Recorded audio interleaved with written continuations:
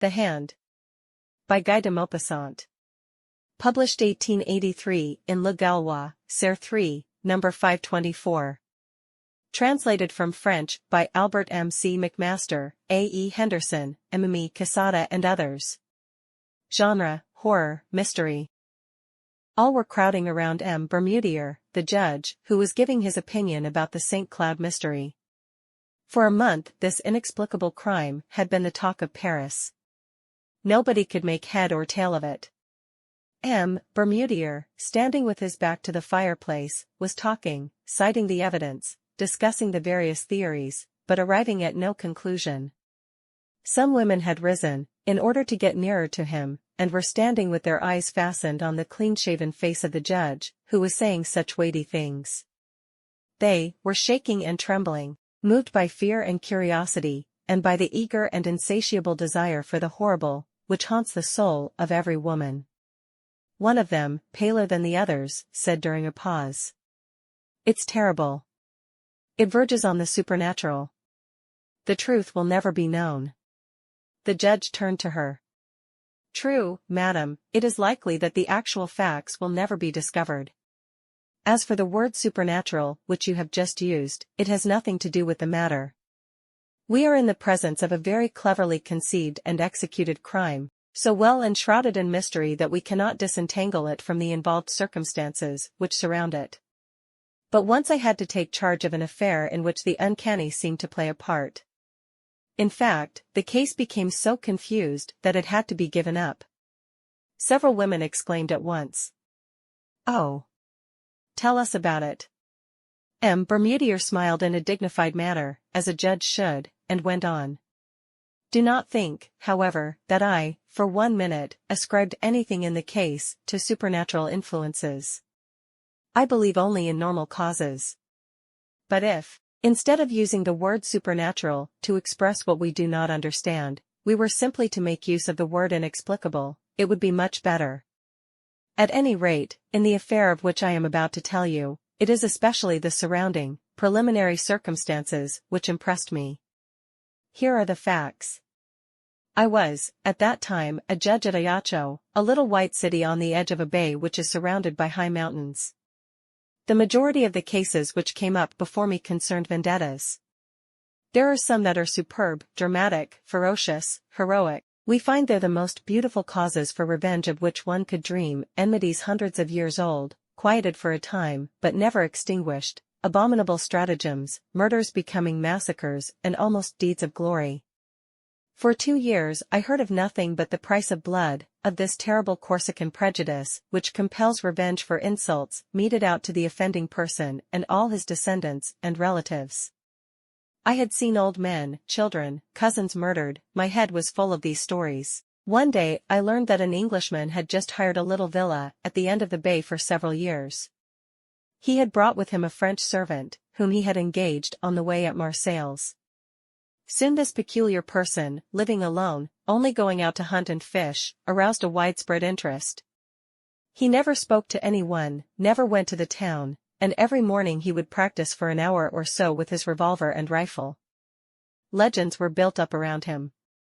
It was said that he was some high personage, fleeing from his fatherland for political reasons. Then it was affirmed that he was in hiding after having committed some abominable crime. Some particularly horrible circumstances were even mentioned. In my judicial position I thought it necessary to get some information about this man, but it was impossible to learn anything. He called himself Sir John Rowell. I therefore had to be satisfied with watching him as closely as I could, but I could see nothing suspicious about his actions.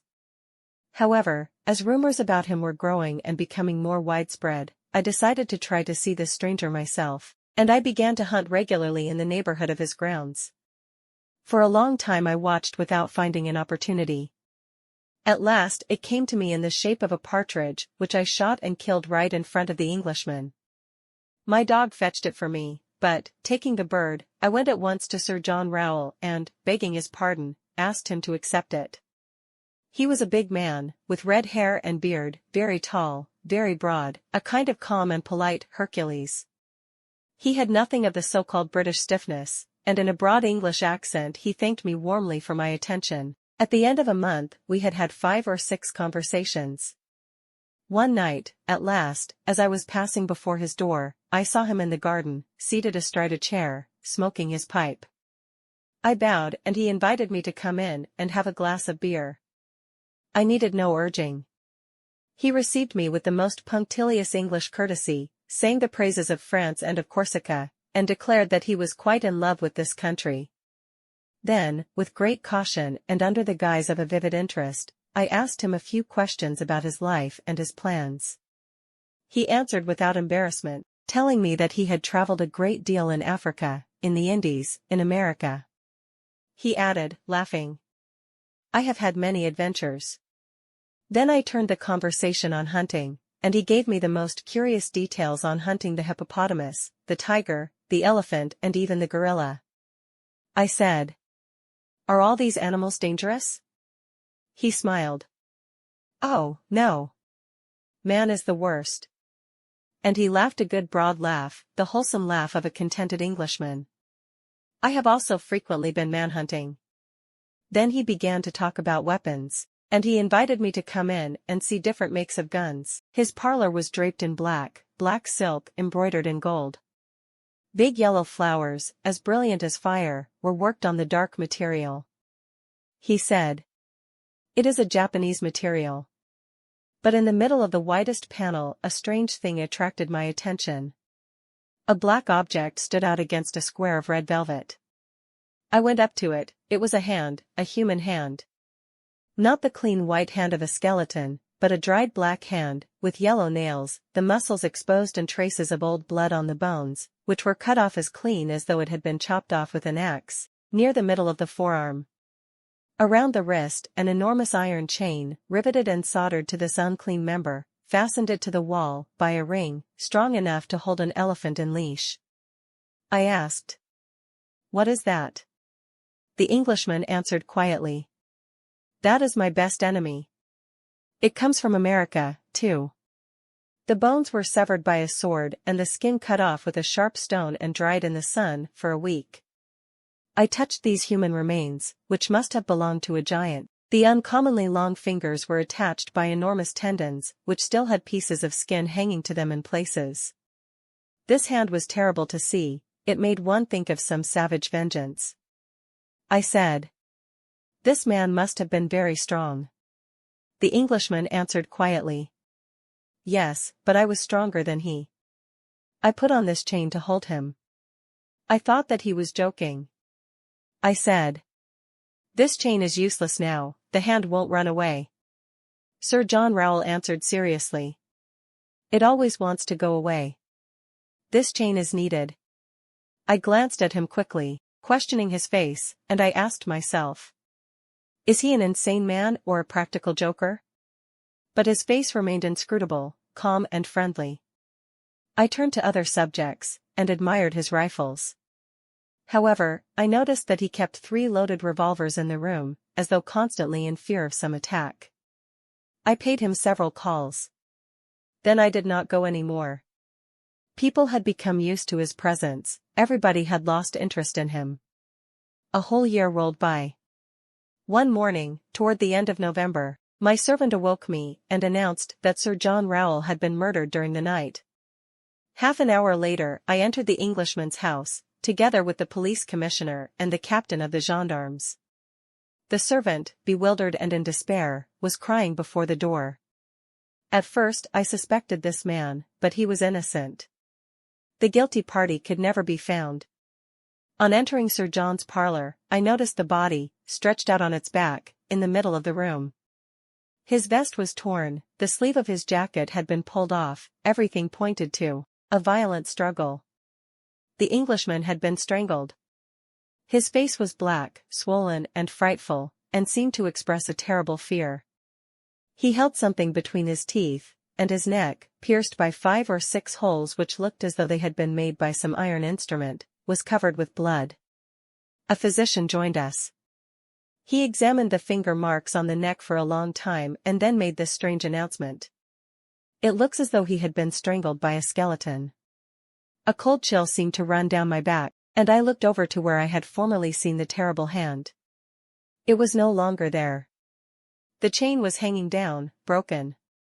I bent over the dead man and, in his contracted mouth, I found one of the fingers of this vanished hand, cut, or rather sawed off by the teeth down to the second knuckle. Then the investigation began. Nothing could be discovered. No door, window, or piece of furniture had been forced. The two watchdogs had not been aroused from their sleep. Here, in a few words, is the testimony of the servant. For a month his master had seemed excited. He had received many letters, which he would immediately burn. Often, in a fit of passion which approached madness, he had taken a switch and struck wildly at this dried hand riveted to the wall, and which had disappeared, no one knows how, at the very hour of the crime. He would go to bed very late and carefully lock himself in. He always kept weapons within reach. Often at night he would talk loudly, as though he were quarreling with someone. That night, somehow, he had made no noise, and it was only on going to open the windows that the servant had found Sir John murdered. He suspected no one. I communicated what I knew of the dead man to the judges and public officials. Throughout the whole island a minute investigation was carried on. Nothing could be found out. One night, about 3 months after the crime, I had a terrible nightmare. I seemed to see the horrible hand running over my curtains and walls like an immense scorpion or spider. 3 times I awoke, 3 times I went to sleep again, 3 times I saw the hideous object galloping round my room and moving its fingers like legs. The following day the hand was brought me, found in the cemetery, on the grave of Sir John Rowell, who had been buried there because we had been unable to find his family. The first finger was missing. Ladies, there is my story. I know nothing more. The women, deeply stirred, were pale and trembling. One of them exclaimed, "But that is neither a climax nor an explanation. We will be unable to sleep unless you give us your opinion of what had occurred." The judge smiled severely. "Oh, ladies, I shall certainly spoil your terrible dreams. I simply believe that the legitimate owner of the hand was not dead, that he came to get it with his remaining one. But I don't know how. It was a kind of vendetta." One of the women murmured, "No, it can't be that." And the judge, still smiling, said, "Didn't I tell you that my explanation would not satisfy you?" Please like and subscribe for more content.